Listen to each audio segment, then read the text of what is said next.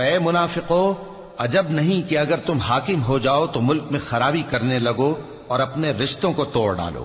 یہی لوگ ہیں جن پر اللہ نے لعنت کی ہے اور ان کے کانوں کو بہرا اور ان کی آنکھوں کو اندھا کر دیا ہے۔ بھلا یہ لوگ قرآن میں غور نہیں کرتے یا ان کے دلوں پر قفل پڑے ہیں؟ جو لوگ راہ ہدایت ظاہر ہونے کے بعد پیٹ پھیر گئے، شیطان نے یہ کام ان کو اچھا کر کے دکھایا اور انہیں لمبی عمر کا وعدہ دیا۔ کیا وہ لوگ جن کے دلوں میں بیماری ہے یہ خیال کیے ہوئے ہیں کہ اللہ ان کے کینوں کو ظاہر نہیں کرے گا؟ اور اگر ہم چاہتے تو وہ لوگ تم کو دکھا بھی دیتے اور تم ان کو ان کے چہروں ہی سے پہچان لیتے، اور تم انہیں ان کے انداز گفتگو ہی سے پہچان لوگے، اور اللہ تمہارے اعمال سے واقف ہے۔ اب تو یہ لوگ قیامت ہی کی راہ دیکھتے ہیں کہ ناگہاں ان پر آ واقع ہو، سو اس کی نشانیاں سامنے آ چکی ہیں،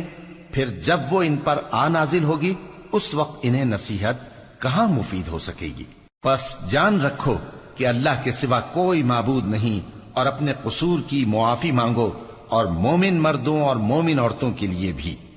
اور اللہ تم لوگوں کے چلنے پھرنے اور تمہارے ٹھکانے سے واقف ہے۔ پس جب تم کافروں سے بھیڑ جاؤ تو ان کی گردنیں اڑا دو، یہاں تک کہ جب ان کو خوب قتل کر چکو تو جو زندہ پکڑے جائیں ان کو مضبوطی سے قید کر لو۔ پھر اس کے بعد یا تو احسان رکھ کر چھوڑ دینا چاہیے یا کچھ مال لے کر،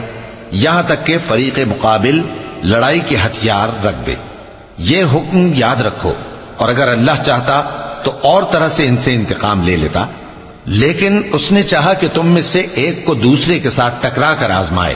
اور جو لوگ اللہ کی راہ میں مارے گئے ان کے اعمال کو وہ ہرگز ضائع نہیں کرے گا،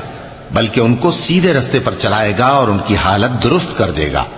اور ان کو بہشت میں جس سے ان کو پہلے سے واقف کر دیا ہے داخل کرے گا۔ تم ہمت نہ ہارو اور دشمنوں کو صلح کی طرف نہ بلاؤ، اور تم ہی غالب رہو گے، اور اللہ تمہارے ساتھ ہے، وہ ہرگز تمہارے اعمال کو کم اور ضائع نہیں کرے گا۔ دنیا کی زندگی تو محض کھیل اور تماشا ہے،